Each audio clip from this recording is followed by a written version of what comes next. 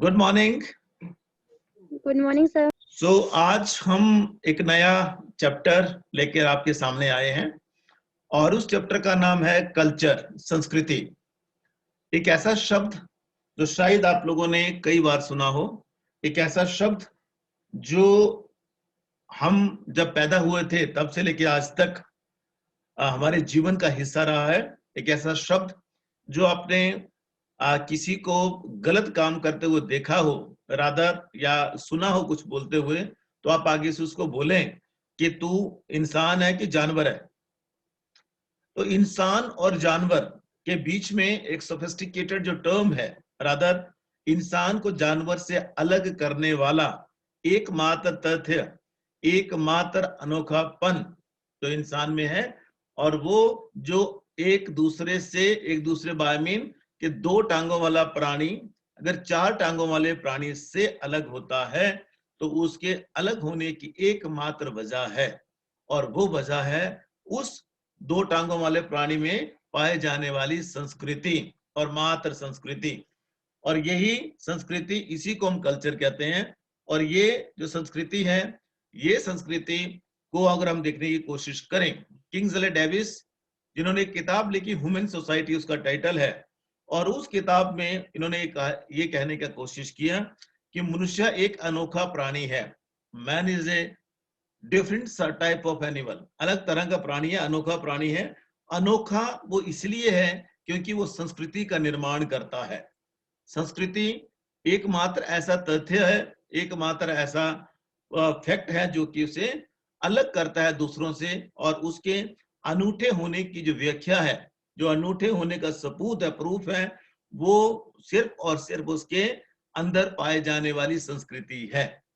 और उसके अंदर पाए जाने वाली संस्कृति जो है वही उसे जो है वो करने की कोशिश करती है। हाँ जी पापा जी, दादी से शादी करवा दूं मैं? हैं? दादी से शादी करवा दूं मैं? जो करना है करो यार। फिर आज शाम को लेना आप जाते हैं।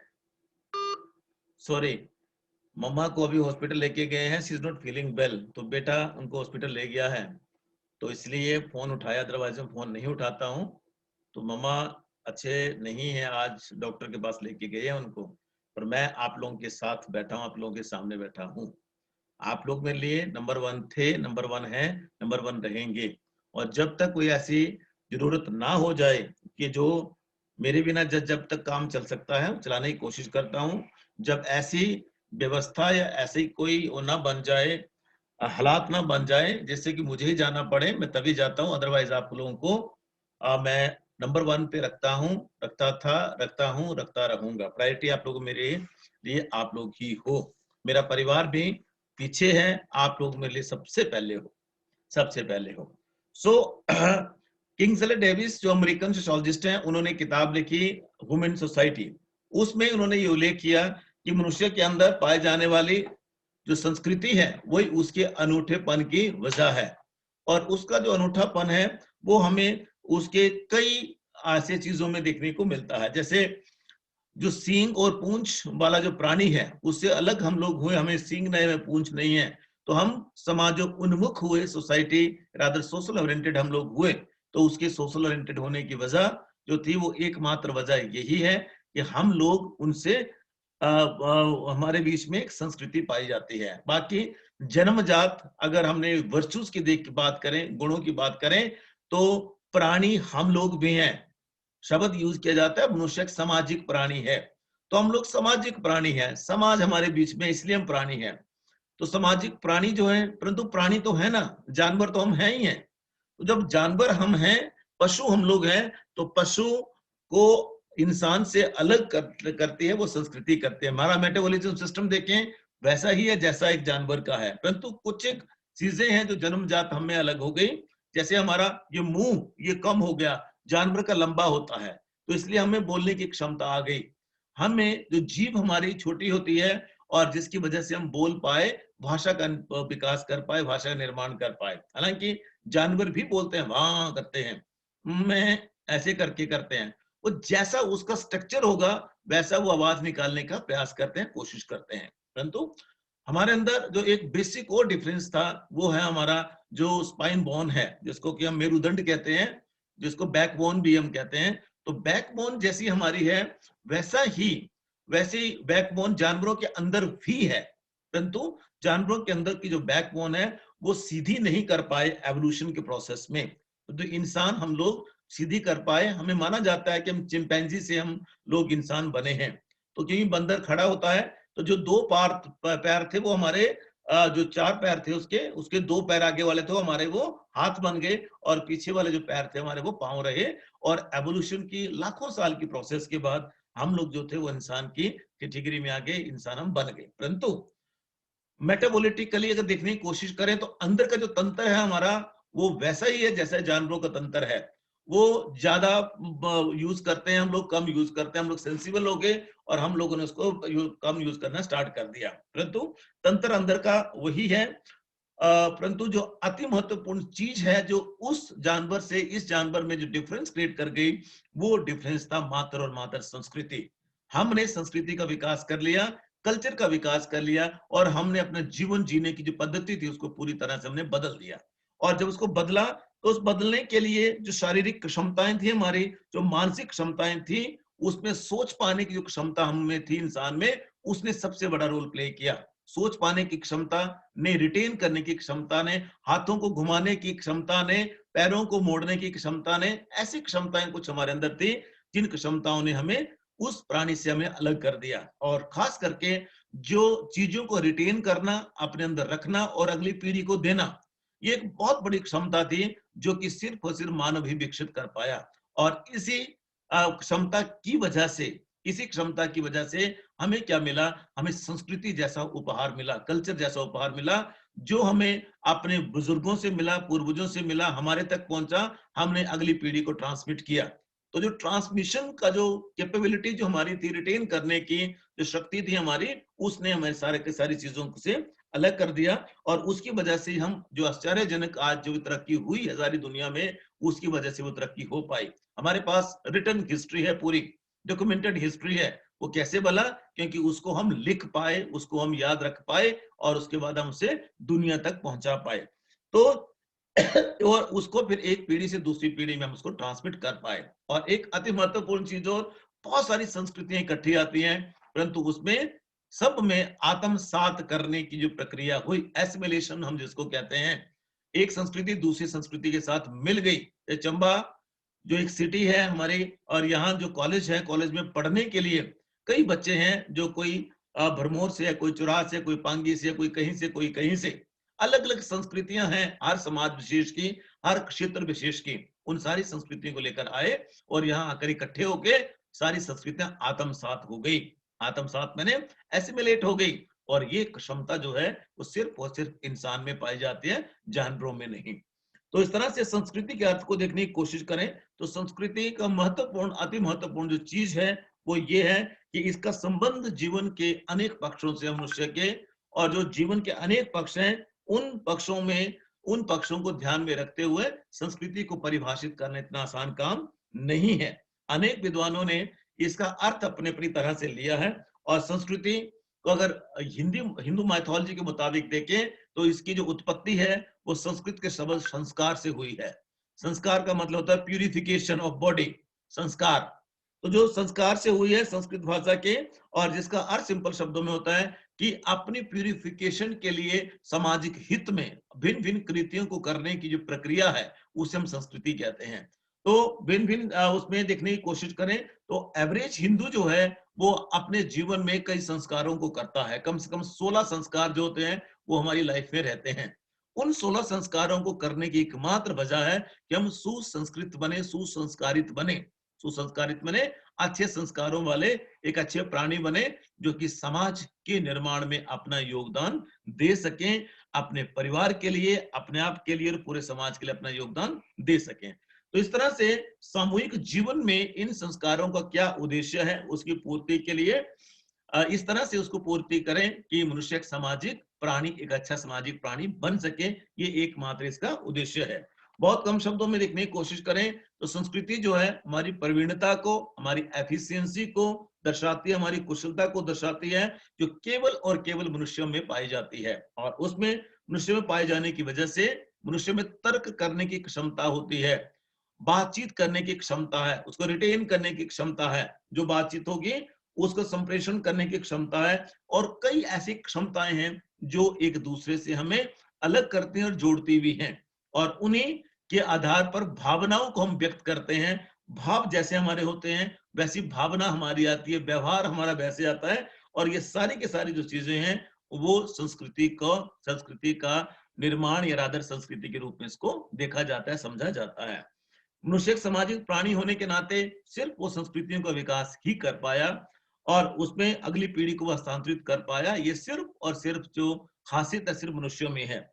संस्कृति को जीवन जीने की समग्र पद्धति का नाम कहा जाता है। इसे इस total way of life, how one lives in society and how that person is living rather, कैसे रहता है वो, किस तरह से वो अपने जीवन को पूरा निर्देशित करता है, गाइड करता है, कंट्रोल करता है, वो सारा का सारी पद्धति जो है, तरीका जो है, प्रोसीजर जो है, उसे हम संस्कृति कहते हैं। इसका अर्थ सिंपल शब्दों में ये हो जाता है कि संस्कृति जो है वो हमारे जीवन के हर पहलू को प्रभावित करती है।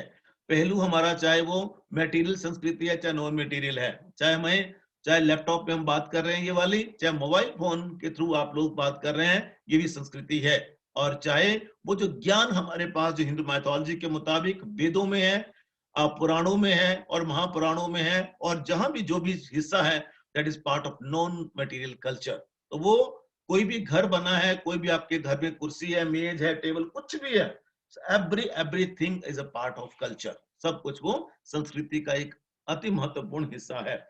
और ऐसा वो हिस्सा है जो कि अगर हम उसको इग्नोर करें तो वी कैन नॉट लिव, हम जी भी नहीं सकते। और हमारा सारा का सारा जीवन जीने का तरीका पूरा का पूरा कल्चर सिस्टम, जो कि शेयर्ड वैल्यू की वजह से एक पीढ़ी से दूसरी पीढ़ी में जो ट्रांसमिट होता है उसे हम संस्कृति का नाम देते हैं। अगर शाब्दिक रचना के हिसाब से देखा जाए तो संस्कृत जो है, जो कल्चर जो है, वो एक लैटिन वर्ड से निकला हुआ शब्द है जिसका अर्थ होता है to make fully human being. To make fully human, complete इंसान बनाना इसका पूरा का पूरा इसका रहता है। It's total way of life, समग्र जीवन जीने की पद्धति का नाम संस्कृति है। और इसमें जो लोगों द्वारा सीखे गए व्यवहार, it's a system of learned behaviour, सीखे गए व्यवहारों की व्यवस्था का नाम है ये। सीखे गए व्यवहारों की व्यवस्था का नाम, it is a system of learn behaviour. और वो लर्न बिहेवियर हमने किससे सीखे? हमने अपने बुजुर्गों से सीखे, हमने पिछली पीढ़ी से सीखे, हमारे पास आए और हम अगली पीढ़ी को सिखाएंगे। इस तरह से संस्कृति जो है वो जो ट्रांसमिशन होना है फ्रॉम जनरेशन टू जनरेशन, जो हमने सीखा है उसका नाम है संस्कृति। एक कलेक्टिव प्रोग्रामिंग है हमारे दिमाग की, हमारे माइंड की, जो एक दूसरे मेंबर से हमें अलग करती है और अलग करने के बाद उसे अलग अलग तरह से करने का प्रयास करती है।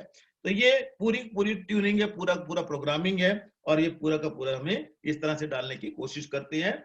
और इसको हम ये कहने का प्रयास करें कि बहुत कम शब्दों में अगर हम कहें, तो संस्कृति जो है वो पूरी संपूर्ण जीवन जीने की पद्धति है, और जिसमें सारे के सारे इंसान अपने सीखे गए व्यवहारों को एक पीढ़ी से दूसरी पीढ़ी में ट्रांसमिट करते हैं, और ये उसके आधार पर फिर पूरे जीवन को जीते हैं। तो इसकी जो कुछ एक डेफिनेशंस हैं वो आपने देखनी है। आपकी किताब में जो है 4-5 डेफिनेशन है, तो आपके पास ज्यादा ऑप्शंस नहीं है। इंग्लिश मीडियम में आएंगे तो 8-10 डेफिनेशंस आपको देखने को मिलेंगी। जितनी भी आपको ठीक लगे वो आपने कम से कम 5 डेफिनेशंस हर चैप्टर के, हर टॉपिक के आपने याद करनी है। वो उनको लिखना होता है, जब लिखते हैं तो उसकी वजह से आपको 2-3 नंबर जो है ज्यादा मिलते हैं जब डेफिनेशन को लिखते हैं। ये तो 3 नंबर आपके 3-4 नंबर कम हो जाएंगे। सोचिए अगर 4 नंबर आपके हर क्वेश्चन में कम हुए तो 5 क्वेश्चन में 20 नंबर आपके कम हो गए। अगर 20 नंबर आपके ज्यादा होते हैं, सोचो भला, 20 नंबर ज्यादा होते हैं, 40 नंबर पास होने, 45 नंबर पास होने के लिए चाहिए होते हैं, उसे 20 नंबर आप ले लेते हैं, 65 हो जाते हैं, 65। और 65 का मतलब बेटा जी सिंपल शब्दों में क्या होता है, अगर 20 नंबर नहीं है तो आप थर्ड क्लास में हैं, 20 नंबर आपके आएंगे तो आप फर्स्ट क्लास में हो जाएंगे, 65 फर्स्ट क्लास में हो जाएंगे। इतना बड़ा फर्क पड़ता है 2-3 नंबर का भी, जिसको कि हम यूजुअली इग्नोर करते हैं। जिसको कि हमें इग्नोर नहीं करना चाहिए, क्योंकि अगर 2-2 नंबर भी एक प्रश्न में बढ़ेंगे तो 10 नंबर आपके हो जाएंगे। सोचो भला, 10 नंबर बड़े भारी होते हैं। 10 नंबर अब और 20 नंबर हो जाएंगे तो आप सीधे थर्ड क्लास से फर्स्ट क्लास में आप पहुंच जाएंगे। So be particular and be careful while attempting your paper also. दिमाग में रखिएगा इन चीजों को। तो बहुत कम शब्दों में हम ये कह सकते हैं कि जो संस्कृति है वो हमारा एक सीखा हुआ व्यवहार है, और संस्कृति में उन सभी मानव व्यवहारों का, विचारों का, विश्वासों का, नैतिक भावनाओं का, धर्म का, परंपराओं का, प्रथाओं का और समस्याओं को सबको शामिल किया जाता है जो इंसान के जीवन जीने के लिए, जिंदा रहने के लिए अनिवार्य है, इंपेरेटिव है, जरूरी है, जिनके बिना हमारा जीवन जो है वो संभव नहीं है। और साथ में जो व्यक्ति जीने के लिए जो भी अनिवार्य कार्य करता है और उसके लिए जीवन जीने की पूरी पद्धति उसकी निर्धारित होती है, और संस्कृति जो है एक पीढ़ी से दूसरी पीढ़ी में ट्रांसमिट होती है, हस्तांतरित होती है, सीखा हुआ व्यवहार है। और ये सीखा हुआ व्यवहार कौन सिखाता है हमें? हमें सिखाते हैं हमारी पहले वाली पीढ़ी, और जो पहले वाली पीढ़ी जैसा हमें सिखाती है वैसा हम व्यवहार करते हैं, भिन्न भिन्न तरह से व्यवहार करते हैं। जैसा समाज हमें बनाना चाहता है वैसा हम बनते हैं, जैसा परिवार हमें बनाना चाहता है वैसा हम बनते हैं समाजीकरण की प्रक्रिया के द्वारा। परंतु समाजीकरण की प्रक्रिया का भी जो आधार है वो कहीं ना कहीं संस्कृति है। मेरे परिवार की संस्कृति जैसी होगी वैसा ही मेरा समाजीकरण होगा। अदरवाइज अगर मेरे परिवार की संस्कृति अलग से है तो मेरी समाजीकरण का प्रोसेस जो है वो भी कुछ अलग से ही रहेगा। तो इस तरह से बहुत कम शब्दों में हम ये कह सकते हैं कि संस्कृति जो है वो हमारा टोटल वे ऑफ लाइफ का नाम है, जिसमें बिहेवियर, बिलीफ, सिंबल्स आदि आदि आदि आदि सभी सोचने के तरीकों को भी इसमें शामिल किया जाता है। और उन सोचने के तरीकों के आधार पे जो हमारा इमिटेशन है, अनुसरण करते हैं हम दूसरों का, सीखते हैं दूसरों से, वो भी इसमें सब शामिल होता है। तो ये इसका इंट्रोडक्टरी पोर्शन था। और नेक्स्ट पार्ट में हम ये देखें, कोशिश करेंगे कि इसके कैरेक्टरिस्टिक्स क्या हैं। कैरेक्टरिस्टिक्स क्या हैं वो हम देखने का प्रयास करेंगे। कैरेक्टरिस्टिक्स का मतलब पहले मैंने आपको कहा था, फीचर्स क्या हैं इसके, विशेषताएं क्या हैं इसकी, वो हम इसमें देखने का प्रयास करेंगे। तो विशेषताओं वाइज अगर देखने की कोशिश करें तो इसके 8-10 विशेषताएं देखने को मिलती हैं। तो जो पहली विशेषता है वो आप इसको लिख भी सकते हैं, किताब आपके पास है, किताब में लिखा हुआ है। किताब के पेज नंबर 110 में हिंदी मीडियम में और 121 नंबर पेज पे इंग्लिश मीडियम में ये उद्धृत है, वहां लिखा हुआ है। उसके मुताबिक इन दोनों किताबों को कंपेयर करने के मुताबिक उसके आधार पे हम कह सकते हैं कि इसके 10 पॉइंट हैं, और 10 पॉइंट्स में हमें आपको जो बताना है वो सारे के सारे पॉइंट्स हमने डिस्कस करने हैं। और पहला पॉइंट जो है, जैसे कल्चर इज लर्न्ड माने संस्कृति सीखा हुआ व्यवहार है, जैसे हम पहले से कह रहे हैं। संस्कृति सीखा हुआ है, ये बायोलॉजिकली इनहेरिटेड नहीं होता है। बायोलॉजिकली माने ये मूल प्रवृत्तियों पर आधारित नहीं होता है। जैसे जानवरों में क्या होता है, जानवरों को कभी ये नहीं सिखाया जाता कि उसने खाना कैसे खाना है।